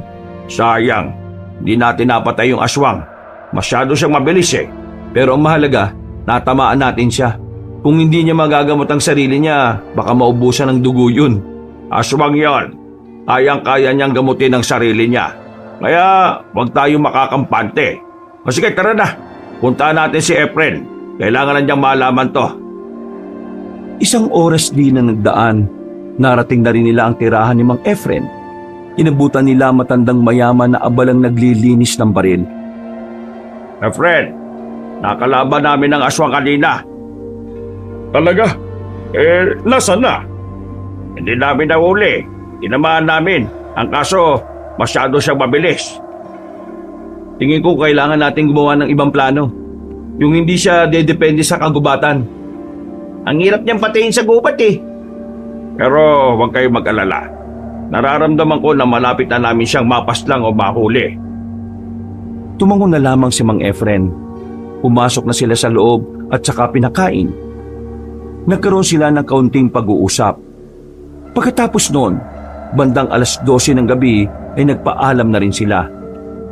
Mabangis pala talaga yung aswang na yun no? Kailangan natin mag-ingat talaga sa susunod. Sige, dito lang kayo. Kailangan ko na muna umuwi sa amin. Kailangan ko malaman ang kalagayan ng mga apo ko ron. Kaya niyo bang mag-isa? Siyempre, papayramin niyo ako ng motor Sigurado ka ba, Hepe? Baka naman mamaya mapano ka. Magiging hipid niyo ba ako kung madali lang ako mapapatay ng mga aswang? Numisi sa kanila matandang lalaki. Binigay na lang din nila ang susi. Umuwi pa ito sa kanila bago umalis. Ete, bukas na lang tayo na umaga ah. Tara na, magpahinga na muna tayo. Sakit na likod ko Tandaan mo na kasi. Noong mga sandaling yun ay pinili na lamang nilang magpahinga. Pagiga nila, agad na nakatulog si Kaloy. Habang si Danny naman, kinukuha pa rin ang kanyang antok. Kung ano-anong tumatakbo sa kanyang isipan, isa na nga roon ay ang aswang at ang posibilidad na kilala lang din nila yon. Kalaunan, nakaramdam na rin ng antok ang binata. Pero bandang 4:00 na madaling araw, nagising sila dahil sa malalakas na katok na narinig nila sa pintuan. Napabangon ng dalawa. Pagbukas nila ng pinto, bumungad sa kanila ang batang si Anteng. Umiiyak ang bata, hagulgol. Nakaramdam agad ng awa ang lalaking si Danny. Oh, ano nangyari? Bakit ka umiiyak? Ang mama ko! Ang mama ko po! Tulungan niyo po ang mama ko! Bakit? Ano ba nangyari sa mama mo? Wikri! Hinawakan siya ni Kaloy sa braso at hinila pabalik sa loob. Nagtataka naman ang lalaking si Danny ng mga sandaling yun. Oh, bakit mo ba ako hinila? Burado ko bang tutulungan mo yan? Bakit naman hindi? Narinig mo naman ang sinabi niya, di ba? Nakakalimutan mo na ba yung sinabi ni Hepe? Na alin? Muling ibinalik ni Danny ang kanyang tingin sa bata. Saka lamang niya naalala ang tinutukoy ng kanyang kaibigan. Sa mga sandaling ito, inalibutan siya sa ideyang maaring ang bata at ang ina nito ay isa nga talagang aswang. Pero sa hindi mapaliwanag na dahilan, nang ibabaw sa kanya ang awa. Tila nawala ang takot sa kanyang kalooban. Nawala rin ang pagdududa. Masyadong lumambot ang puso niya para isipin pang posibleng aswang na ang bata. Tingnan mo nga yan, pre, oh. Mukha bang aswang yan? Ano ka ba? Nag-iingat nga lang tayo. Mas maganda nang naniniwala tayo kaysa hindi. Paano kung tama si Hepe? Paano nga kung hindi? Hindi wala tayong nagawa para isalba ang nanay niya. Nakikiusap po ako sa inyo. Iligtas niyo po ang mama ko. Parang hindi niya na po kakayanin.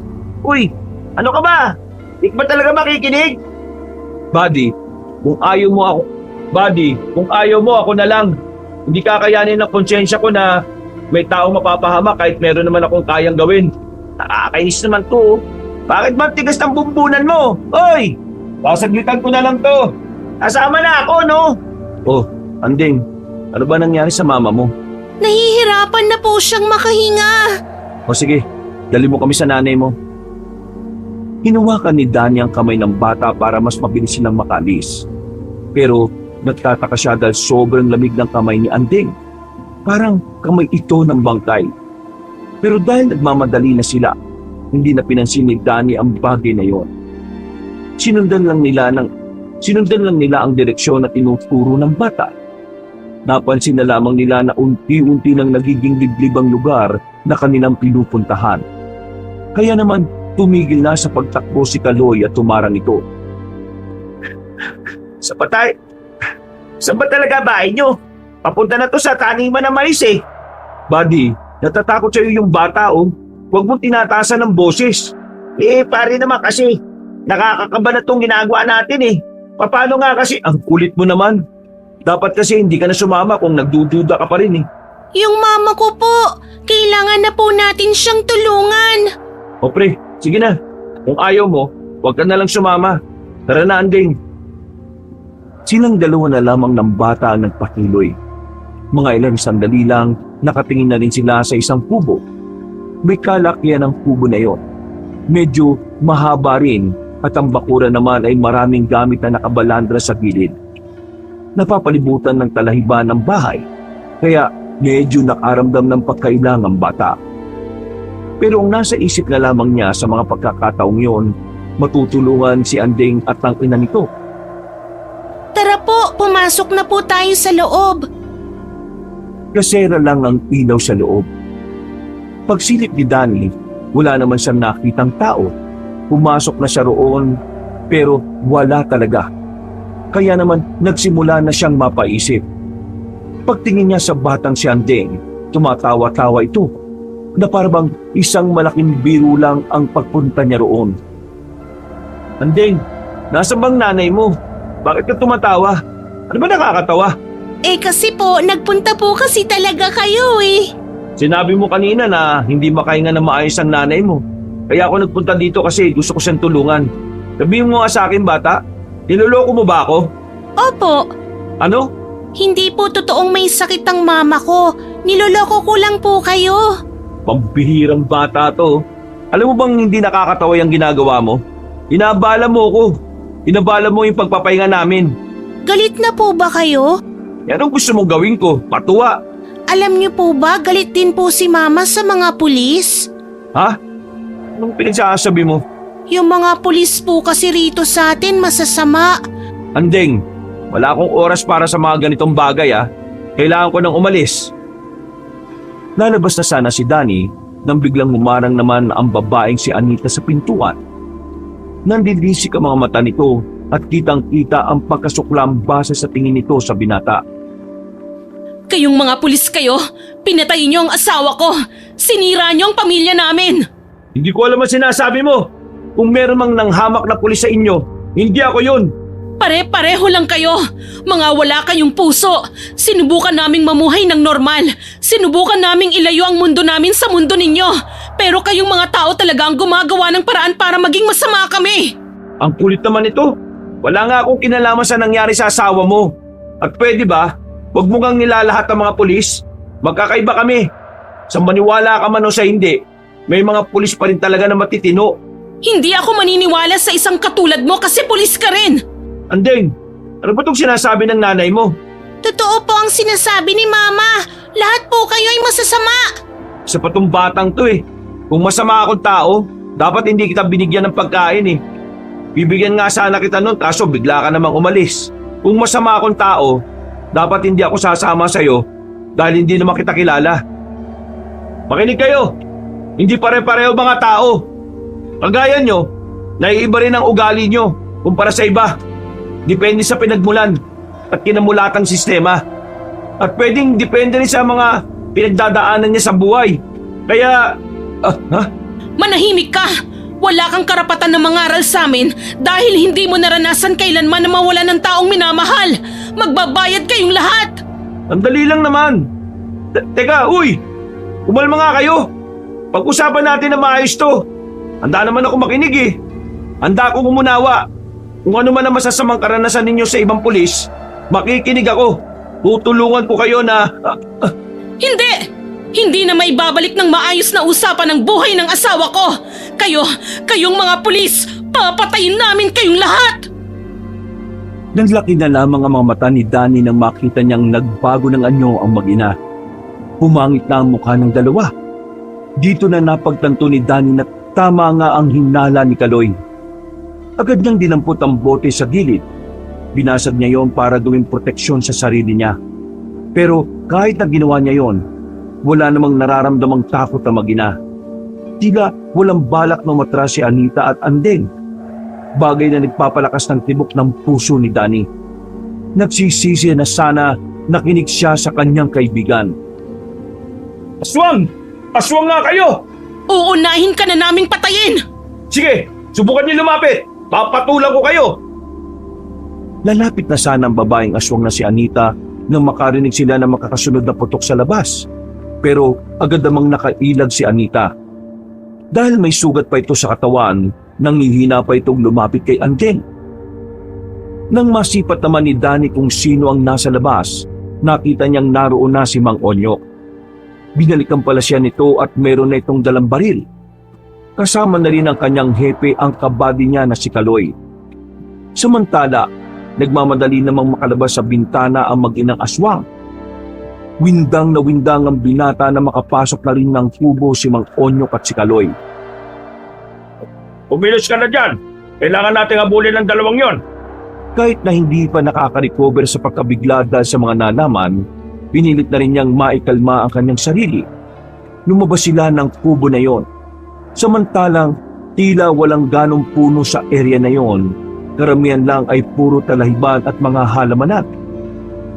Marahil silang naglalakad, nakikiramdam sa paligid. At dahil ang hepe lang naman nila ang may daladalang baril sa mga pagkakataong yon, nasa likod lamang sila na matanda. Alerto kayo. Anumang oras pwede silang... Hindi na natuloy na matanda ang kanyang sasabihin nang biglang merong umila sa paa nito.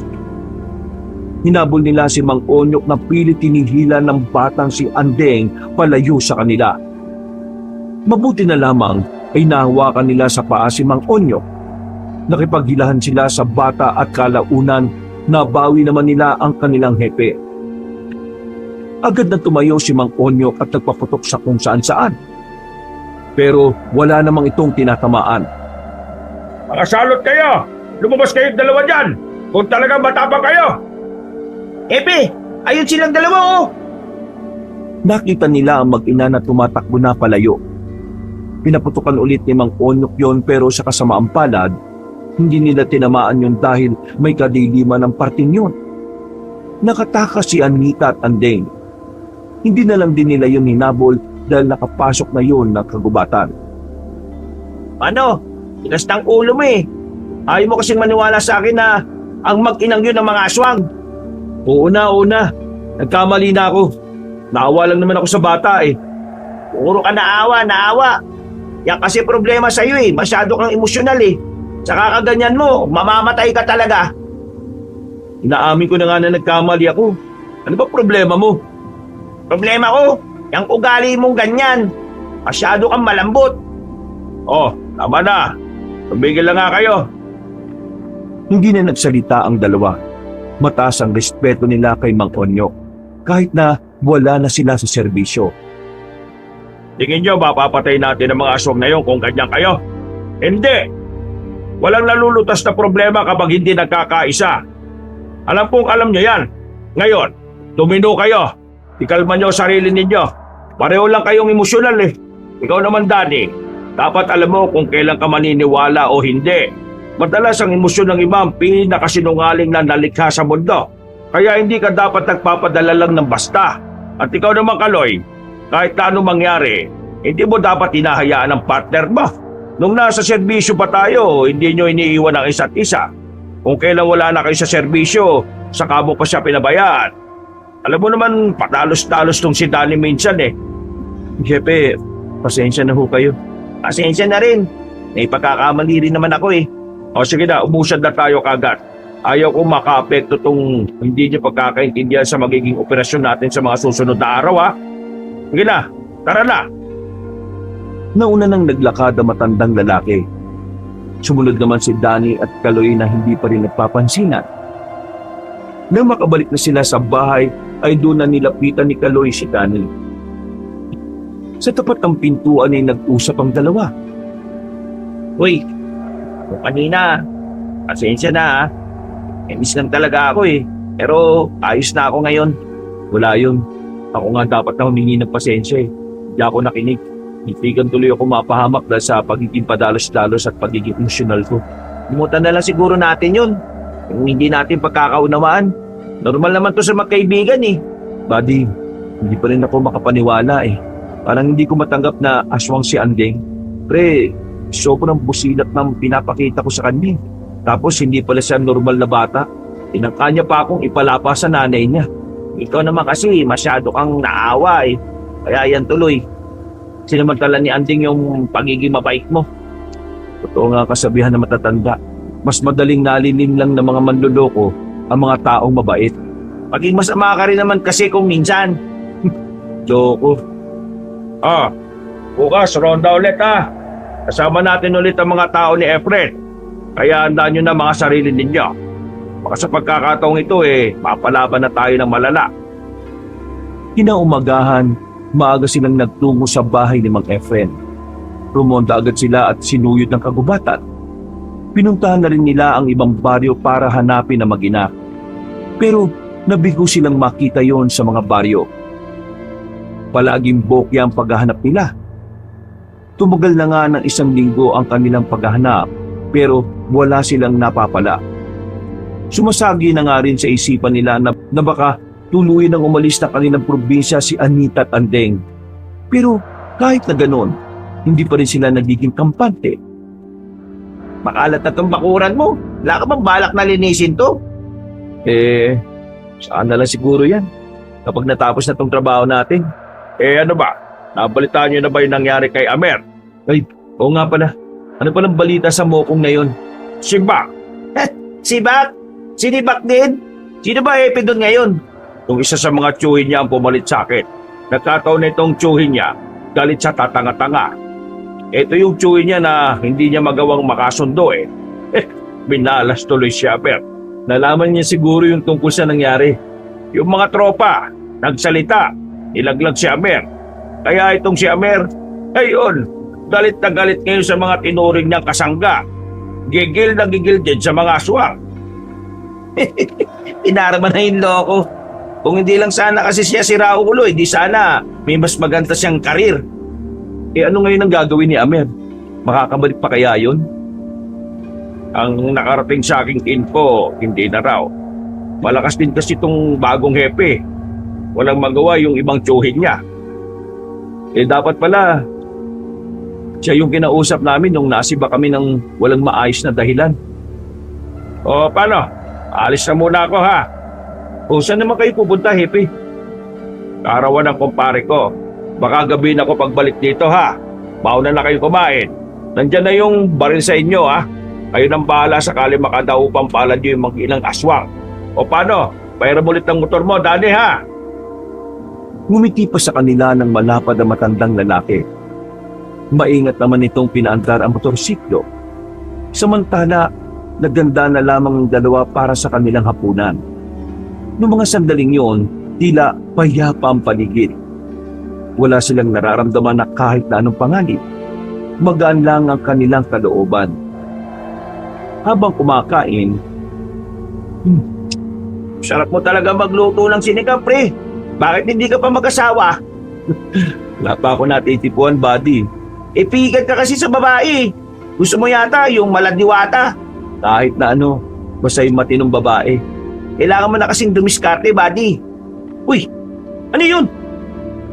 Natigil ang kanilang usapan nang marinig nilang may mga nagbagsakang bagay sa gilid ng bahay. Sandali silang huminto sa kinainan. Pasimple lang na kinuha ang baril sa ilalim ng lamesa. Nakakaintindihan ang dalawa sa pamamagitan lang ng kanilang tingin. O paano? Ako mauna ha. Doon ka sa likod. Dala ang 45 na baril, lumabas sila ng bahay. Daan-daan silang naglakad patungo sa kinaroroonan ng mga kalabog. Nang ilawan nila yon, ay wala naman silang nakita. Laking gulat nila nang biglang lumitaw sa bubungan ng babae si Anita. Hinamlot nito si Kaloy, nasugatan ng binata sa balikat. Agad naman nagpaputok ng baril si Danny, pero nakaiwas agad ang babaeng aswang. Dumudugo ang balikat mo! Ayos lang ako. Nagdikita na silang dalawa. Nagkatalikuran na sila. Ilang sandali lang, narinig na nila ang tinig ng babaeng si Anita. Lumabas ka dyan! Pag-usapan natin to! Ano na naman to? Buddy, biktima sila ng karahasan ng mga kagaya nating pulis. Kailangan natin sila makumbinse at idaan sa maayos na usapan para hindi na sila mambiktima pa. Kailangan nila maintindihan na hindi lahat ng pulis ay kagaya ng inaakala nila. Kung makukumbinsi natin sila, makukulong ba mga yan? Papayag ba mga yan na makulong? Hindi, di ba? Basta ang mahalaga, hindi na sila mambibiktima. Kahit na kailan, ang sakit mo sa ulo, pre. Andeng! At ikaw, babaeng aswang! Lumabas kayo! Sabihin nyo sa amin ang mga hinaing ninyo at baka may magawa pa kaming paraan para dyan. Nakakalimutan mo ha. Kailangan natin patayin ng dalawang aswang na yan. Yan ang trabaho natin. Hindi nagsalita si Danny. Maya-maya lang, lumabas na rin si Anita at Andeng. Sa reaksyon ng mukha nito, tila kumalma na ito ng bahagya. Sinamantala naman ni Danny ang pagkakataon para makausap ito. May pagkakataon pa para makapagbago. Itigil niyo mga ginagawa niyo. Handa kaming tulungan kayo para mapanagot ang pumatay sa asawa ninyo. Buddy, walang batas para sa mga aswang, di ba? Hayaan mo na muna akong kausapin sila. Sige na. Kulit mo eh. Pinatay nilang asawa ko kahit na sinusubukan na naming mamuhay bilang normal na tao. Bakit nila pinatay? Ano ba ang pwede maging dahilan? Pinagbibintangan nilang naglalako ng droga ang asawa ko kahit hindi naman. Nanlaki ang mga mata ni Danny na makakita. Bigla na lang may narinig silang putok ng baril. Nanlaki ang mga mata ni Danny nang makitang bumagsak ang batang si Andeng. Nang buhatin ito ni Anita ay nakita nilang umaagos na ang dugo mula sa tagiliran ng bata. Wala na itong buhay, dahilan para mas lalong mamuhay ang kasamaan sa puso ng aswang. Asawa mo pala ang taong yun. Pasensya ka na pero ginawa lang namin ang trabaho namin. Sinubukan namin siyang kausapin pero nanlaban siya eh. Uy, anong ginawa mo? Anong ginawa ko? Di tinutugis ang aswang. Yun din naman dapat ang dapat na ginagawa ninyo. Susubukan namin idaan sa maayos na usapan. Bakit mo binaril yung bata? Anong bakit? Aswang yung bata eh. Marami na silang napaslang na pulis. Kaya anong bakit ang pinagsasabi mo? Pinatay mo ang anak ko! Gumapang ng mabilis ang babaeng si Anita. Pero agad namang nagpaputok ng marami si Amer. Wala na rin nagawa pa si Danny kundi paputukan na rin ang babae. Pero mabilis yung nakapagtago. Naririnig pa rin niya ang nanggigigil nitong tinig. Hindi mo sila madadaan sa magandang usapan. Sarado utak nila eh. At ang tumatakbo lang sa utak niyan ay gumanti at pumatay. Buddy, ama si Amir eh. Kaya umayos ka na ha. Kailangan na nating iligpit ang aswang na yan. Bago pa man yan makapirwisyo ng iba. Bumuntong hininga na lamang si Danny. Sinukuan na niya ang ideyang maaring magbago pa ang isip ni Anita. Kaya naman, maraan na silang naglakad patungo sila sa likuran ng bahay kung saan nagtungo ang babaeng si Anita. Habang naglalakad sila, lumitaw na naman sa bubungan ng babae. Pero sa pagkakataong yon ay hindi ito lumapit sa kanila. Binato sila nito ng malaking bato. Buti na lamang ay agad silang nakailag. Tumalon ang babaeng yun sa kabilang bahay. Naalarma sila nang makitang nagbabalak na makapasok si Anita sa kabayan. Sinundan nila yun ng sinundan hanggang sa makarating na sila sa bakanting lote. sakto naman na naglalakad doon si Mang Onyok. Agad nitong binunot ang daladalang baril at saka pinaputukan ng aswang. Tinamaan yon sa balikat. Dahilan para kahit papaano ay mapabagal yon sa pagtalon-talon. Doon kayo sa likod! Danny, dito tayo! Sumama si Danny sa matandang lalaki, habang si Kaloy at Amir naman ay sa kabilang direksyon naman dumaan. Inikutan nila ang aswang, pero pagdating nila roon ay wala silang nadatnan. Tanging ang mga nakatambak lamang na drum ang inabutan nila. Marahan nilang inusisa ang bawat sulok ng lugar, pero maya-maya pa, bigla na lamang hinablot ng aswang si Amir. Agad na kinagat ni Anita ang binata sa braso. Kapis agad ang balat ni Amir at mabilis na umagos ang dugo nito. Nabitiwan din naman ni Anita si Amir nang hilahin nila ang binata. Pinagbababaril nila si Anita pero masyado itong mabilis na nakapagtago sa dilim. Hepe, patraidor siyang umatake. Kaya nga magiging alerto kayo. Nagiging tuso na ang aswang na to. Nakiramdam lang sila noong mga sandaling yon. Nang biglang lumitaw ang aswang sa gilid, pinagbababaril na yon ni Danny. Tinamaan ng babaeng aswang, pero tila may sa demonyo talaga ang nilalang na ito. Nagawa pa rin kasi nitong makapagtago. Aloy, asikasuhin mo muna si Amir, ha? Ha? Bakit ako? Ayoko nga! Hindi ito ang tamang panahon para sa mga personal na alitan. Maging profesional tayo. Sundin mo na lang, pre. Kawawa naman eh. Nakaupo na sa gilid si Amir. Hawak-hawak nito ang brasong punong-puno na ng dugo. At kahit labag sa kalooban ni Kaloy, nilapitan nito ang lalaki. Habang si Mang Onyok at Danny naman ay pinagpatuloy ang pagtutugi sa aswang. Sa likod yan, nandyan siya. Sinipa niya ng malakas ang drum, pero wala namang lumitaw na aswang. Nang humarap sila, iika-ikang lumapit sa kanila si Anita. Sa pagkakataon na ito, si Danny naman ang nakagat sa kamay. Nabitiwan niya ang baril. Agad din namang naagaw ng aswang ang baril ni Mang Onyok. Nakatanggap sila ng malakas na suntok mula sa babae. Mas malakas pa ang suntok nito kaysa sa kanila.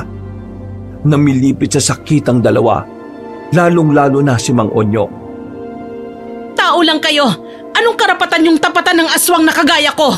Mababang uri ng nilalang ka lang kasi salot ka. Pinilit na makabangon ni Mang Onyok. Sinuntok din ito ang babae, pero parang hindi man lang yun tinablan. Hinawakan ni Anita ang kamay ni Mang Onyok. Narinig pa nila ang paglagutok ng buto ng matandang lalaki. Napasigaw ng malakas si Mang Onyok sa sobrang sakit. Kaya naman, pinilit na rin ni Danny na makabangon. Sinuntok niya sa dibdib si Anita. Sa puntong ito, tila nakaramdam ng sakit ang babaeng aswang. Kaya naman, hindi na rin nagsayang ng oras si Danny. Sinuntok niya ulit ng malakas ang mukha ni Anita. Pero masyadong matigas ang mukha nito. Hindi na naman ito tinablan. Binuhat ni Anita si Danny. Binalibag siya nito sa lapag. Pinagtatatadyakan hanggang sa tuluyan na siyang hindi makabangon. Si Mang Onyok naman, hindi na rin makatayo dahil sa pagkabali ng kamay nito. Pagbabayaran niyo ang ginawa niyo sa asawa ko at sa anak ko! Ihahatid ko na kayo sa impyerno! Ikaw ang dahilan kung bakit nawala ang anak mo. Kung sana hindi mo siya isinama sa mga ginagawa mo. Kung sana itinuro mo sa kanya ang pagpapatawad. Wala sanang ganito. Buhay pa sana si Anding. Wala kang alam! Hindi mo alam ang pakiramdam ng isang ina na nawalan ng anak! Hindi mo alam ang pakiramdam ng isang asawa na nawalan ng kabiyak sa buhay! Kasalanan niyo ang lahat ng ito! Kasalanan niyo kung bakit nasira ang tiwala ko sa mga tao! Ngayon, tikman niyo ang ganti ng isang aswang na punong-puno ng puot at galit! Humaba ng ilang pulgada ang kuko ng babaeng si Anita. Nanlalaki ang mga mata ng dalawa nang makitang papalapit na yun sa kanila. Batid nilang ang oras na yon ay maaring yun na rin ang huling sandali nila. Bumilis ang tibok ng puso ni Danny nang siya na ang unang nilapitan. Ikaw, wala ka ring pagkakaiba sa kanila. Kaya nararapat lang na ikaw ang mauna sa impyerno. Mamamatay ka na! 3 putok ng baril ang narinig sa paligid. Hindi na naituloy ni Anita ang gagawin. Agad na itong bumagsak sa lapag habang may tumatagas na dugo mula sa butas nito sa noo. Nakahinga naman ng maluwag si Danny at Mang Onyok. Nang makitang nakaresponde sa kanila si Kaloy. Ayos lang ba kayo? May kagat ako ng aswang. Bali ang kamay ni Hepe. Okay lang kaya kami? Tinulungan sila makabangon ni Kaloy. Sinuri pa nila ng maigi ang babaeng si Anita. Nang malaman nilang patay na ito, ay saka lamang sila naging kampante.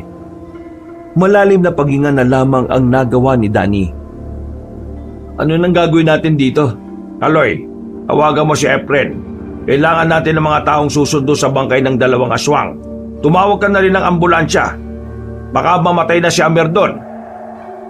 Agad na sinunod ni Kaloy ang utos ni Mang Onyok.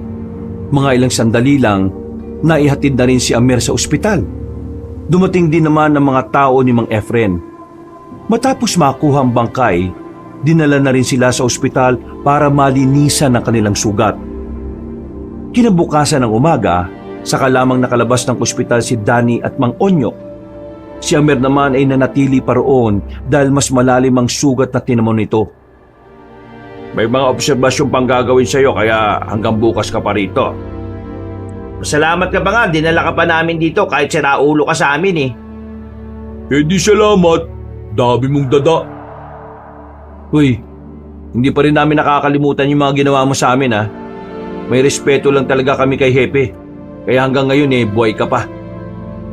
Hindi na nagsalita pa si Amer.